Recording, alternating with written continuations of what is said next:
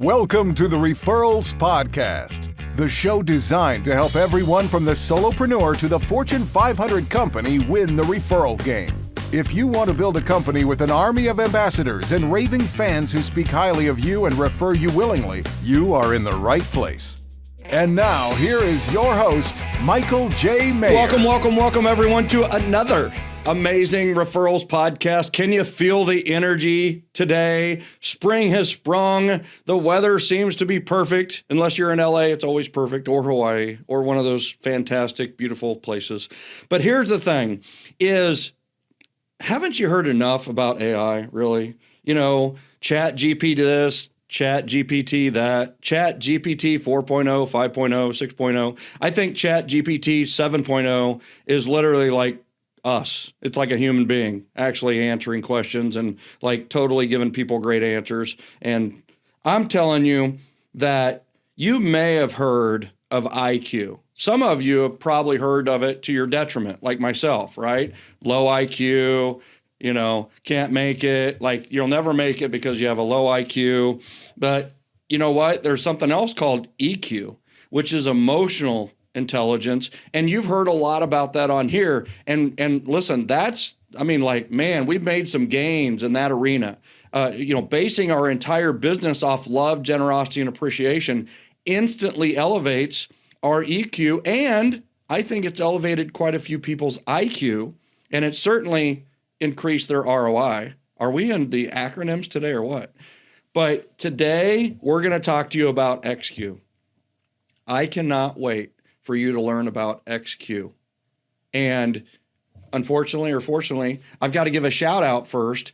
And then I want to talk to you about one of the things that you need to join if you haven't done yet. Number one is I got to give a shout out. We've got a 5-star review from Ash Liz. So I loved a masterful lesson in time blocking with Michael, Carla, and Neil. The discussion about creating daily habits and blocking out your time so that you can be present in all areas of your life was so valuable. As a mom who works from home with young kids, time management is a constant struggle. And this episode inspired me to be more dedicated and more determined in this area. And I'm telling you, time blocking is for everyone. I mean, what is time blocking? It's really just life blocking and taking control over the blocks of your life. And I love that, Ash Liz, I appreciate that very much. And the second thing is, listen, some of you aren't in Gen. You're not in the generosity generation, my tribe of trust. And we are pouring referrals. There's over 1,000 referrals that have been exchanged in there. And there's 3 or 4 floating literally right now. So get over there. It's joingengen.com. That's our Facebook group. It's private. Answer 2 or 3 simple questions, and then we'll let you in and you can get referrals. Joingengen.com, joingengen.com. That is the Generosity Generation Facebook group. And we welcome you. Welcome to the Generosity Generation. Speaking of welcoming, we've got to welcome a very, very, very special guest today, Soren Kaplan, PhD. Should I just stop there? Like that's like he's already bringing a ton of intelligence to this. As an award-winning author, a former corporate executive, founder of 3, not 1, not 2, but 3 Silicon Valley startups, a columnist for Inc. magazine, and an affiliate at the Center for Effective Organizations at the University of Southern California. That's USC for you and me. He is an international keynote speaker and has led professional development programs for thousands of executives around the world, including one of our favorites, Disney, NBC, Universal, Visa, PayPal, Hershey's, Red Bull, and many others. His work has appeared in Harvard Business Review. I'll let that sink in. Psychology Today, Forbes, Fast Company, CNBC, and many other academic and popular business media. Today, he's a guest on our podcast, Referrals Podcast, to talk to us about his new book called Experiential Intelligence, Harness the Power of Experience for Personal and Business Breakthroughs. Without further ado, Soren Kaplan, welcome to Referrals Podcast. Great to be here, Michael. Thanks for having me. Well, I really, really appreciate this, and I'm really excited to educate our audience on experiential intelligence. So, you know, what What is this thing that we call experiential intelligence? I love it. Yeah, you mentioned IQ, EQ, emotional intelligence, intellectual intelligence. We've had these two intelligences that suggest, we need them to be successful in business and life. In the last 15, 20 years, where we've got, so much disruptive change happening, uncertainty, technology shifts, we don't have a way to talk about how our experiences in life actually set us up for real success. And I think we can all point to people who might not be the smartest person in the room or, have the deepest empathy for themselves or others, but they're successful in certain ways. And that's what experience gives us. And we have ways to talk about, street smarts or the 10,000 hour rule. We just do a bunch of stuff for a long period of time and we get good at it. But experiential intelligence is sort of a newer way to understand how experiences make us smart, help us, with the way we think and our abilities to make us successful. Well, I love that. And I love the mention of the 10,000 hours, right? 10,000 hours to mastery. And, that supposedly a lot of research and discovered that the ones who truly mastered something had simply time on task over time, right? And, we also talk about like street smarts. There are certain people that, are just, they have a ingenuity to them when it comes to solving problems that are not tested on an IQ or EQ test, right? So how do life experiences create intelligence, and how do you develop your ExQ? Yeah. So the first thing I just want to make clear, though, is understanding it for yourself and what your experiences are can really give you a leg up so you can leverage your strengths and then overcome stuff that might be getting in your way. So that's why you should care about it. And then the other thing is, if you can identify the experiential intelligence of other people, your teams, even your customers, you can really kind of tap into the strengths that exist there and kind of make connections with other people around what they care about, what makes them, kind of their unique, kind of what gives them their unique fingerprint and appreciate that. So that's tied back to the appreciation piece. So that's why we should care about it. Let me bring it to life with a simple example. Like, Michael, how did you learn how to ride a bike? Did you read the manual? Well, no, a little bit. I did read Stephen King's On Writing. Which definitely helped. But reading the manual did not write my book. I wrote and wrote and wrote and wrote and wrote and wrote, and then I threw all of it away. And then I wrote and wrote and wrote, and then I wrote and wrote and wrote, and then I threw most of it away. And eventually we had this carved out, couple of books. Yeah. So when you wrote your book, you did it through trial and error and experience and iteration. That's how we typically learn. It's called experiential learning. So, if we even, not everybody has written a book. Like, you wrote a book, I've written a book, but like, everyone rides a bike generally. Mm-hmm. So when you ride a bike, let's just dumb this down. Okay. You maybe put on training wheels, you wobbly, you fall over, you get back up, you learn eventually how to steer. And then you also learn how to brake. Those are your base skills. Okay. That's all great. But if you're riding a bike, you need to anticipate potholes. You need to ride defensively in traffic. Those are higher order abilities. And then how do you think about what a bike is for you?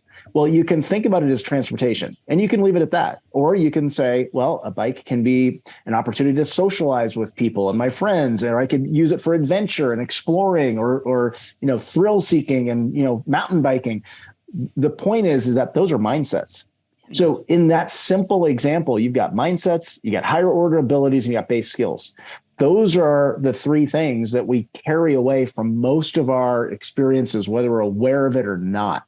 Mm-hmm. So, in my personal case, I had a kind of an unusual childhood. I was 3 years old. My mother developed some mental illness, and I lived with a lot of uncertainty and ambiguity because of that, because they weren't even really sure they didn't know what it was. My father was rarely around. He was focused on some spiritual pursuits and just hardly ever home. And by the time I was 15 years old, we had moved 16 times. Mm. So I grew up with so much uncertainty and a lot of fear in a way. And I had to navigate kind of these unusual situations. Like, was I going to get picked up on time? Was I even going to get picked up? I had to make decisions at the last minute with limited data. Well, those same things that were real struggles for me actually instilled in me the ability to live with ambiguity. I can do startups, and I can manage, kind of a lot of uncertainty and limited data. I'm really good with reading the room, understanding people's facial expressions and body language. I got that from trying to read my family's room. And so, if we're in touch with the things that happen to us and around us as we are growing up in life as well as in business, we can start to extrapolate those things that make us that really are strengths, and how do we leverage those in ourselves and then help other people uncover them for themselves too. Well, I love that. And what's great about this is that you just made me look at biking in an entirely different way by taking it from this frame of what are the benefits? What did I learn from it? What are the strengths that we learn from riding a bike? And then not only that, but what are the uses of a bike? It's not just transportation or recreation. It's social, right? I mean, I just thought of my son. He rides his bike around the neighborhood. He doesn't a lot of times bike it alone. He's biking to a kid's house, or he's biking with kids, right? So I absolutely love that. So how does like ExQ like complement IQ and EQ, and how is it different? Yeah, sure. So what you just were reflecting on is understanding those experiences, riding a bike, and how it can instill a mindset. Well, IQ is about your intellect, so solving problems intellectually. EQ is about your emotions. Just, are you in touch with your own emotions or other people? Well, where does how you think and what's limiting your thinking, or what's enabling you to think like an entrepreneur or like a great salesperson? Where does that come from? What is it? That's experiential intelligence. And so, like, tying it back to the bike example, if I've fallen over a lot, and maybe I was embarrassed in front of my friends as I was learning to ride a bike, I might develop a mindset. Right. Oh, I can't take risks. Oh, I don't want to. Riding a bike is an opportunity to be embarrassed. It's dangerous. I'm not going to do that. Scary. It's dangerous. Right. So you can either have a mindset, oh, this is an amazing tool that I can use to expand my life, or you can be afraid of it and be like, oh, I'm not doing it. It could be even antisocial, right? Mm-hmm. Because you fell and they were laughing. You're like, oh, I better not ride a bike because I might get laughed at, Exactly. So, love that. Love that. So I have so one of the things that popped in my head, and just refute this, and it's not a rehearsed question, but not that we rehearsed anything, but people like to believe that we do. But here's the thing is, can you raise your IQ, right? And what I would say is, if you took the IQ test and you studied them, and I'm telling you, the people that do well on IQ tests, that's not the first time that they saw that problem. Right? They didn't just, oh yeah, no, we can move it this way and this way. No, they had several times that they worked on things like that. And the fact of the matter is, you can raise your IQ. And then the other thing is emotional intelligence. Listen, I've seen this, right? You can raise your emotional intelligence. Sometimes simply just by being calm and counting to 10, you can raise your emotional intelligence. Well, what are those things that are allowing us to raise IQ and EQ? I would pose it that it's ExQ. Right? It's experience doing those tests. It's experience doing those strategies that allow us to raise the IQ and the EQ. What do you think? You have picked up on something that not a lot of people pick up on, and you just articulated it perfectly.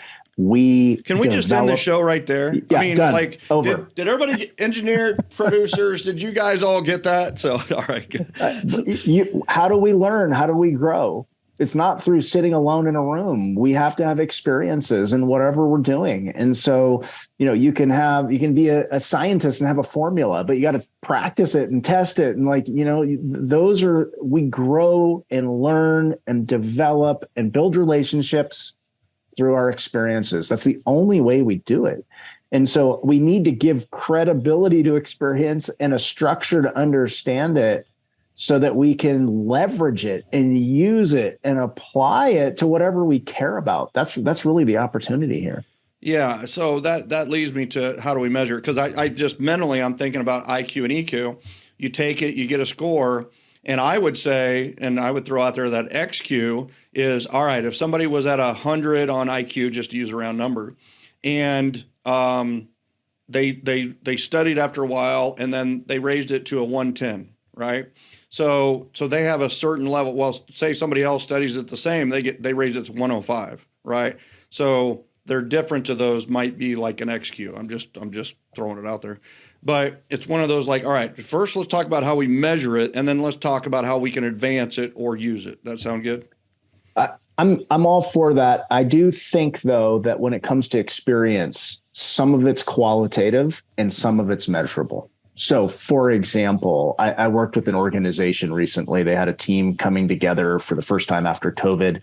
And some people had been hired, and they didn't even know they hadn't met each other. Just through Zoom.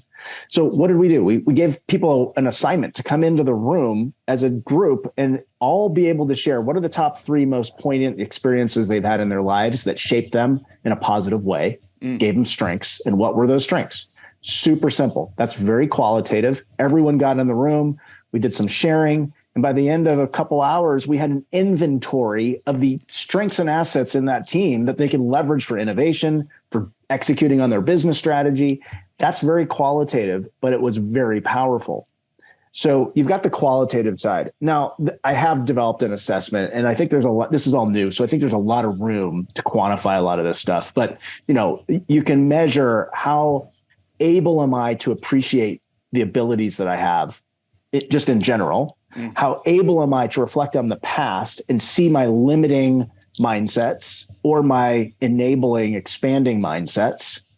Those are things. And how also am I able, how willing and able am I to be vulnerable and open about my own experiences? Because if you're not, you're probably not going to be growing very much. And so, there's a number of factors that I've looked at that will help us quantify those things.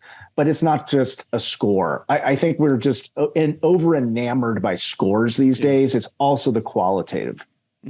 Well, yeah, quantitative and qualitative. I love that. And I have to tell you, what a tie back to, we have an acronym within the referral mastery system that I teach. We have 3 elements: self-mastery, relationship mastery, and event mastery. Under self-mastery, we have this acronym we use, which is first love yourself. It's really hard to serve others, love on others, and be kind to others if we're not first kind to ourselves and love ourselves, right? But what a great segue into first love yourself, appreciate the strength. Like we just had Ash Liz, right? She as a mom who works from home with young kids, at first she might say, what is the value I have in the professional world? But the fact of the matter is, she knows how to manage a household. And you know how many realtors or insurance people or what don't know how to manage anything, right? So it's one of those where, all right, let's reflect back. I'm a mom. Yeah, but I'm a mom, right? And those that are moms, we have a lot of moms that listen. Go reflect on what those strengths are. Make sure you've got it jotted down. And when you're talking to a seller that's coming back at you, and we have a lot of realtors that listen to this, it's one of those where, yeah, they're going to say, well, how much experience do you have in the business? And maybe it's your first, second, or third year, and you're like, all right, so I've been in the business a few years. But there's 2 things you can combat that with. Number 1 is you can talk about the experiences you have in other arenas, which this is like, you're giving us a softball to hit that. And then the other thing that we can say is, yeah, there's a lot of people that have been in real estate for 20 years, but they've been executing their first year for 20 consecutive years. That's not the person you want to work with either, right? So let's talk about what I'm doing to grow every year, and let's talk about how these strengths over here are going to help you get your house sold, because that's really what you want, right? So this is well, let me riff on that. Because I just wrote an article in Harvard Business Review on that. And so the whole idea, let's say you're getting into real estate and you're trying to start out. Well, have you remodeled your own house? Have you redecorated your own house? Do you know what connects with people when they walk in your house as guests? That's about staging. Like you can look at all your life experience. Have you traveled in other countries and seen other types of architecture? Do you kind of know what connects emotionally in terms of design? Like, you can go to town on personal experience, life experience, and then making the bridge to what other people are going to value in that next thing you're doing. And that's really what experiential intelligence is about. Yeah, that's beautiful. All right. So what is the role of experiential intelligence like in business, like for leadership? Well, I mean, I think as leaders, I mean, your approach to how you just described, kind of love yourself. I mean, I think that part of what is important as an individual, if we want to take ourselves to the next level, we need to know what's driving our train and if we're flying on autopilot also. So, what are those experiences? I shared a couple of my own that are pretty traumatic, but what are those things that shaped you that maybe are getting in your way because of the messages that you took on because of them? And how do you work through those? And you can work with a coach. You can just confide in someone you trust. You can confide in your partner. You can confide in your, some of your colleagues that you trust, and share, here are the things that I think, have shaped me in positive ways that I can leverage, and maybe that could be getting in my way. What do you think? Get validation from other people. It's through relationships we grow. So that will help you if you can be vulnerable with yourself first, and then role model and demonstrate that vulnerability with other people you trust, and then get them to reflect. Usually what happens is it creates a positive cycle of vulnerability with other people, and we're all growing at the same time. I've seen that in my own life. I was really I hid my mother's mental illness for so long. And then as soon as I was opening up with that stuff and the struggles I had, I realized, wow, 30% of the world has had a relative or struggled with mental illness, and they're open to sharing it because it's not a stigma if somebody else is sharing it first, and you learn from it, you grow from it. And so that's really, I think, an important step tying to kind of what you're already talking about with your audience. Yeah. And I love that with it's like first love yourself. You could also use the same acronym for first lead yourself, right? And part of that leading is transparency, vulnerability, and the leader of the generosity generation. The leader of the ego era would never have been transparent, vulnerable, or led with anything about mental health, right? It's about being tough and being better and being, with their picture on everything and everything else. So, but I do want to go back. You said that you had just kind of led a team and a small team corporation on a little bit of a retreat and how to better themselves and experience. So what are maybe 2 or 3 questions that we could ask our team or staff to get started with this reflection process and talk about what are their experiences and what are our strengths and weaknesses that we've learned from our experiences? Well, there's the simple approach and then the advanced approach. The simple approach is really, what are the most poignant experiences you've had in your life that had a big impact on you? Simple as that. And then second part 2 of that is, what strengths did they give What's you? another word for poignant for people like me? What are the most impactful? What are the biggest experiences you've had? What are the most profound? Catalytic, sure. life changing. Yeah. Okay.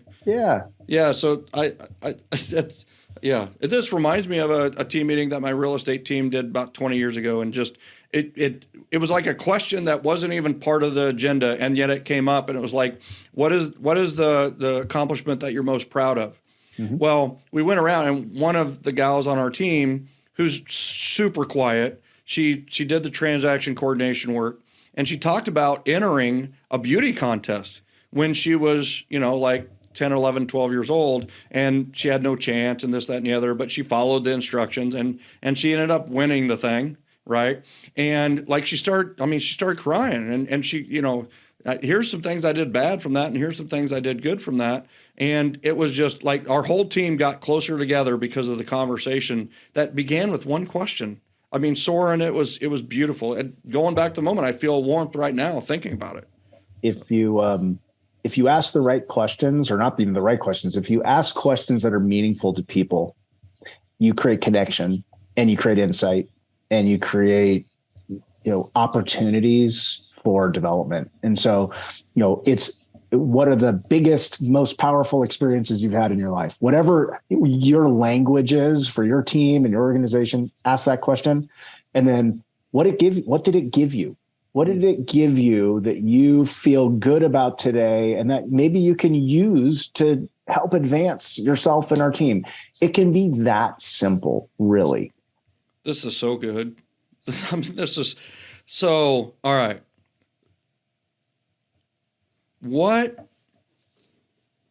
What's this? You gave the simple level.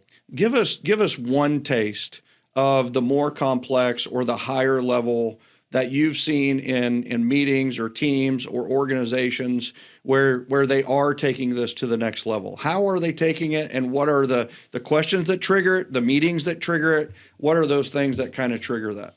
Yeah. So I'm going to bring this to life just because I think examples are important. I'm going to use myself as an example. We learn so well with examples. Yeah. It's just like, you can explain it and then you give an example and we're like, oh, that clicks. Yeah. I'm going to start with the example, then I'll explain it. I had an opportunity. My father took me to buy a car when I was probably 17, and we went into the salesperson's office, and we were wanting to negotiate. And in that 15-minute time, it was really an uncomfortable situation. Like, it turned out that car dealership was kind of notorious for bait and switch. And I could tell my father was getting all antsy and uptight. And it was just not a pleasant 15 minutes.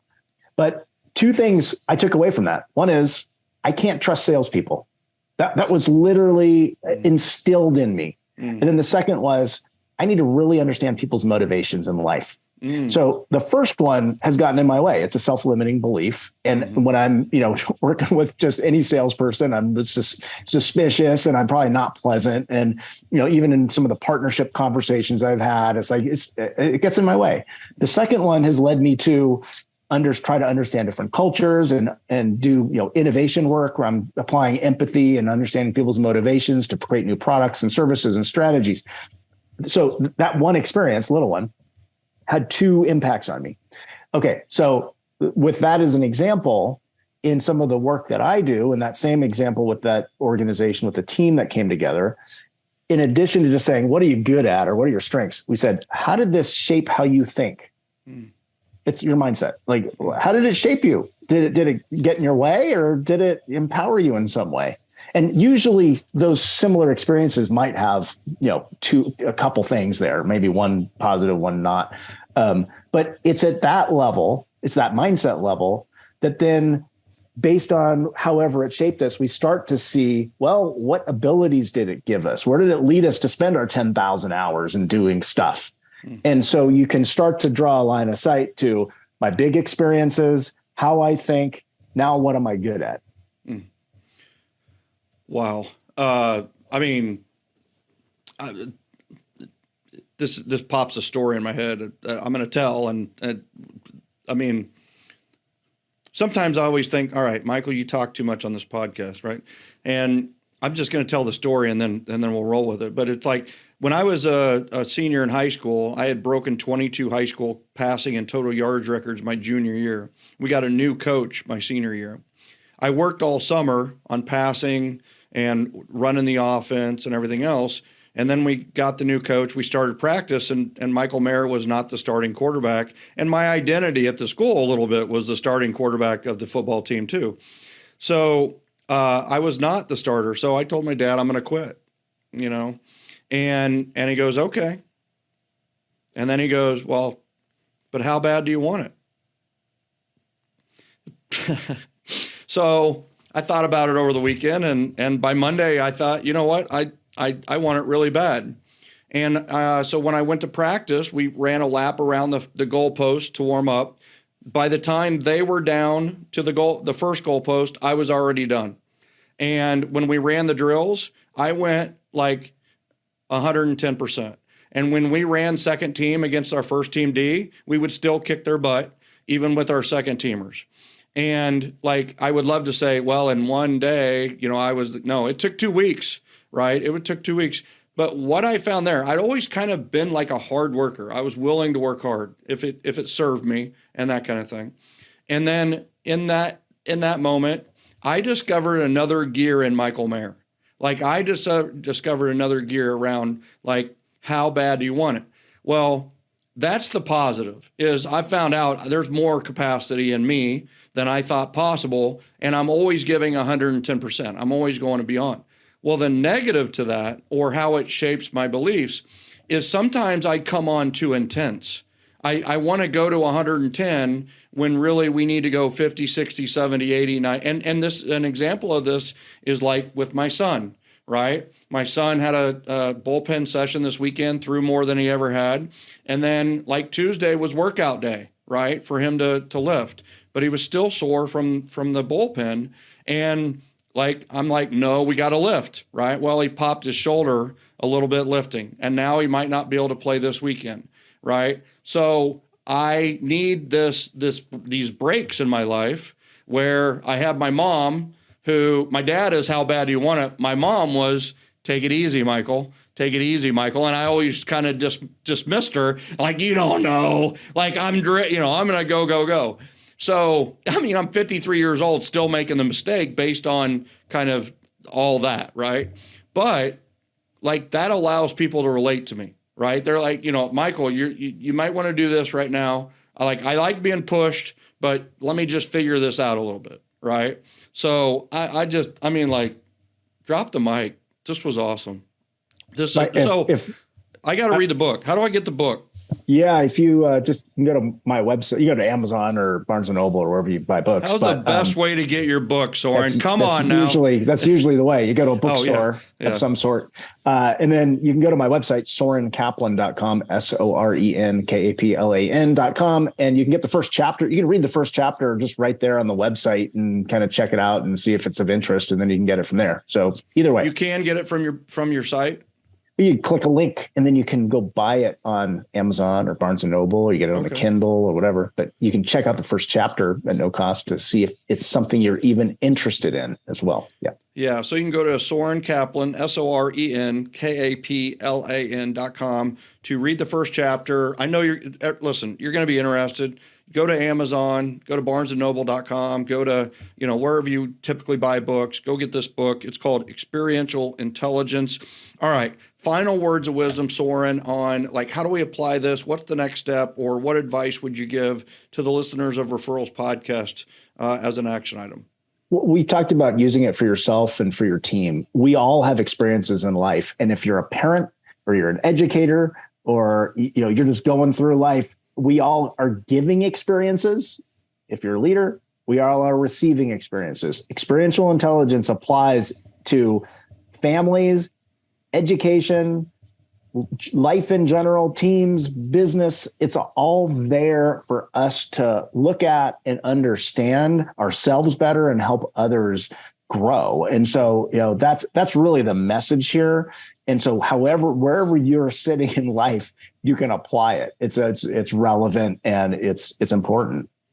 That's awesome. I am a firm believer, and you've convinced me. I absolutely love this. There's so many. What I wish is I would have discovered this like my first year in real estate, because I came from teaching and I didn't use the teaching aspect as a strength. I used the brokers, sales, or whatever, we before me, right? So I used the we. Hey, we have sold, but throwing in my background in sports and teaching would have been a no-brainer. Like the strength I had from teaching was organization, discipline, showing up every day for work. And I'm not about the money.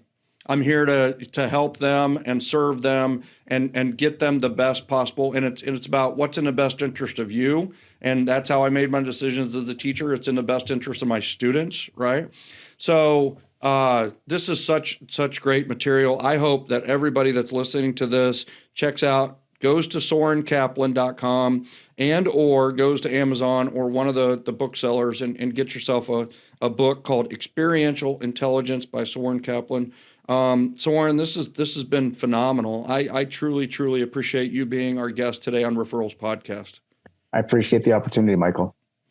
Ladies and gentlemen, amazing opportunity for all of you right there. Go grab the book, read it. You're going to read it in one or two settings. You're going to devour it. And here's the thing is, if you haven't joined our joingengen.com yet, you got to make it happen ASAP. Also, go to referralspodcast.com. Make sure you subscribe so that you can get alerts every time that this comes out. We have between 12 and 15,000 downloads every month. Most of those I think are me, but it's all cool. But I just wanted you to know that, hey, listen, the other thing that I forget to talk about sometimes is our YouTube channel, Get Referrals. So you can we have the tag at Get Referrals or you can go to youtube.com and you can watch these interviews as well. And you can see the show notes and the descriptions and some different perks and quirks that we put in the description for all of you. I hope you check out YouTube. When you get there, click the little bell so you get subscribe and you get notifications when it happens. Subscribe to our YouTube channel at Get Referrals.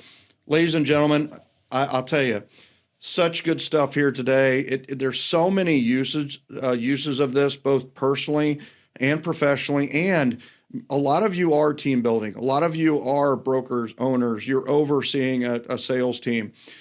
But what about a retreat? And don't call it a retreat. Call it an advance. You're advancing instead of retreating. And get your team outside the element of the office and lead with some of these questions like, what is an accomplishment you're most proud of? What are some poignant experiences in your life? What was a moment that had one of the biggest impacts? Was a life-changing moment in your life? And have that conversation and be ready to have that conversation from you, leader. You're going to talk about it first. You're going to go first. Leaders eat first. Leaders go first. And I will tell you, this is a podcast that you're going to want to note and make sure that you have on the ability to go back and listen again and again. I know that I'm going to. Ladies and gentlemen, I appreciate all of you. Thank you for listening to another amazing episode of Referrals Podcast. We'll see you next time.